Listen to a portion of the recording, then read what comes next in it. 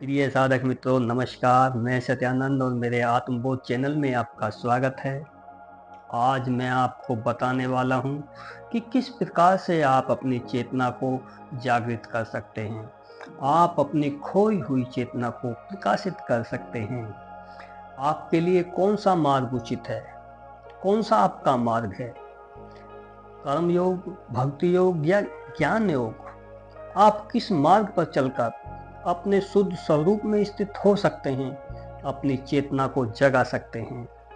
अगर आप भी आध्यात्मिक हैं और अपने आत्म स्वरूप में स्थित होना चाहते हैं, अपनी चेतना को प्रकाशित करना चाहते हैं, तो आपको यह वीडियो अंत तक जरूर देखनी है, जिससे आपको संपूर्ण जानकारी मिल सके कि आपका कौन सा मार्ग है, आपको कौन सी विधि अपनानी है और किस मार्ग पर चलकर आप अपनी चेतना को जगा सकते हैं। तो अगर आप मेरे चैनल पर नए आए हैं तो आपसे अनुरोध है कि मेरे चैनल को सब्सक्राइब करें, वीडियो को लाइक और शेयर करें और एक प्यारा सा कमेंट अवश्य करें, ताकि आप मेरे साथ जुड़े रहें और ज्ञानवर्धक वीडियो प्राप्त करते रहें। तो शुरू करते हैं, जानते हैं कि मेरा कौन सा मार्ग है जिस पर चलकर मैं अपनी चेतना को प्रकाशित कर सकता हूँ। देखिए मित्रों, 3 प्रकार के व्यक्तियों के लिए अलग अलग 3 मार्ग बनाए गए हैं, जिनका उपयोग करके हम अपनी खोई हुई अवेयरनेस को प्राप्त कर सकते हैं, अपनी चेतना को जगा सकते हैं। लेकिन इसे समझने के लिए हमें यह समझना बहुत जरूरी है कि हमारी अवेयरनेस कहाँ पर खो गई है, हमारी चेतना कहाँ खो गई है। तो देखिए, जब हम पैदा होते हैं तब से लेकर 4-5 वर्ष तक की उम्र तक हमारा अहंकार निर्मित नहीं होता है। जी हाँ, इस वक्त सिर्फ हमारे अंदर हमें अपने होने का अनुभव होता है। हमें यह पता होता है कि मैं हूँ, पर मैं कौन हूँ यह मालूम नहीं होता। इस समय हमारी अवेयरनेस अपने शुद्धतम रूप में होती है, हमारी चेतना हमारे शुद्धतम रूप में स्थित होती है। उसमें मैं जुड़ा हुआ नहीं होता, उसमें अहंकार नहीं होता है। उस वक्त हमारी चेतना अबोध होती है और जैसे जैसे हम बड़े होने लगते हैं तो हमें अपने शरीर का भान होना शुरू होता है। क्योंकि जब हम अबोध होते हैं, जब हमारी चेतना अबोध होती है, तो अबोध का मतलब बिल्कुल खाली, उसमें कुछ भी भरा जा सकता है। तो अगर हमें बचपन में कोई गुरु मिल जाए, कम प्रयास के बावजूद हमें स्वयं की चेतना में स्थित कर सकता है। हमारे अंदर वो सब निर्मित हो सकता है जो हमारे लिए आवश्यक है। परंतु समय के अनुसार जैसे जैसे हम बढ़ते हैं, हम 4-5 वर्ष तक की उम्र तक पहुंचते हैं, तो हमारे अंदर अहंकार निर्मित होने लगता है। हमें अपने शरीर का भान होना शुरू होता है, हमें अपने शरीर के प्रति अवेयरनेस होने लगते हैं।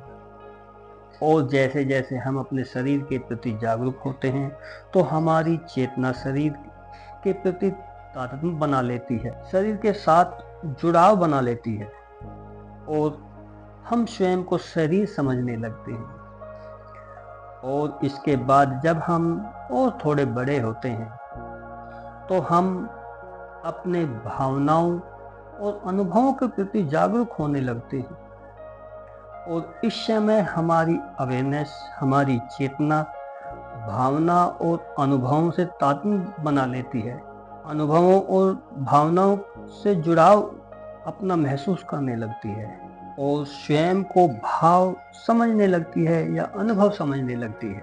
और समय के साथ साथ हम अपने विचारों के प्रति जागरूक होने लगते हैं। इस समय हमारी चेतना हमारे विचार यानी हमारे मन के साथ तादात्म्य बना लेते हैं। हमारी चेतना विचारों को मैं समझने लगती है और हम स्वयं को मन समझने लगते हैं।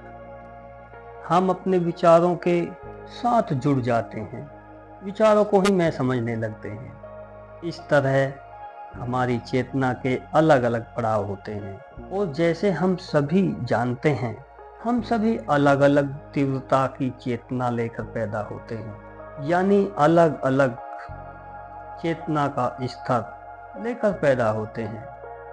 इसलिए कोई बच्चा बहुत प्रभावशाली लगता है और कोई बहुत कम। तो इस अलग अलग अवेयरनेस की तीव्रता की वजह से हर एक व्यक्ति अपनी चेतना की तीव्रता के अनुसार अलग अलग पड़ाव पर रुक जाता है। देखिए, कोई शरीर पर रुक जाता है, कोई अपने भावों पर रुक जाता है और कोई विचारों पर रुक जाता है।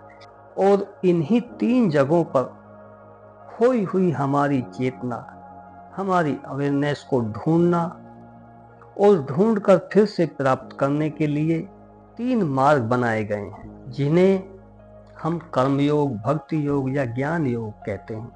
तो जिन लोगों की अवेयरनेस, जिन लोगों की चेतना शरीर के साथ तादात्म्य बना चुकी है, उनके लिए कर्म योग बहुत उचित है।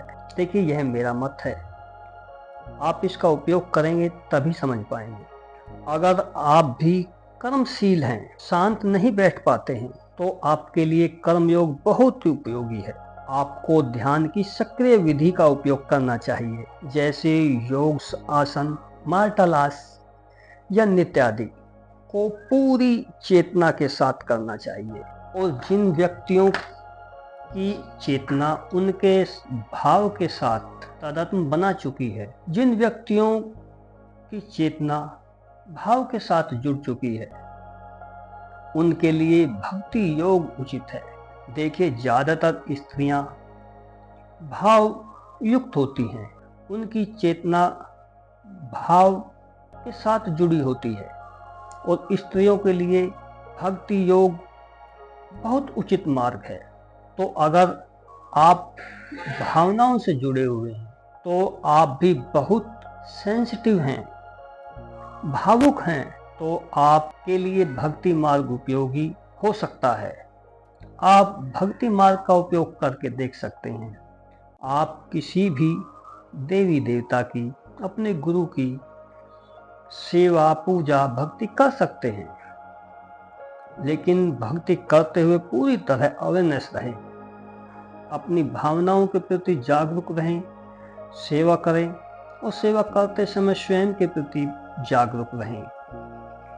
ऐसे सभी प्रक्रियाएं करें जो भाव जगाती हों, लेकिन अवेयरनेस के साथ। आपको पता होना चाहिए कि अभी आपके अंदर किस प्रकार के भाव उठ रहे हैं, भाव विभोर हो रहे हैं। और जिन व्यक्तियों की चेतना उनके विचारों में, उनके मन में खो गई है, जो व्यक्ति स्वयं को मन मानते हैं, उनके लिए ज्ञान मार्ग उचित है। तो अगर आप भी बुद्धिवादी हैं, चिंतक हैं, खूब विचार करते हैं, तो आपके लिए ध्यान जरूरी है। अपने विचारों के प्रति पूरी तरह जागरूक रहें। पूरी तरह जागरूक रहने से हमारी चेतना विचारों से, हमारे मन से मुक्त होने लगती है। तो इस तरह आप अपने व्यक्तित्व यानी अपने स्वभाव के अनुसार अलग अलग मार्ग का चुनाव कर सकते हैं। और अपने स्वभाव के अनुसार मार्ग का चुनाव करने के लिए सबसे अच्छा जो तरीका है वो ये है कि आप सभी मार्गों पर कुछ दिन चल कर देख सकते हैं।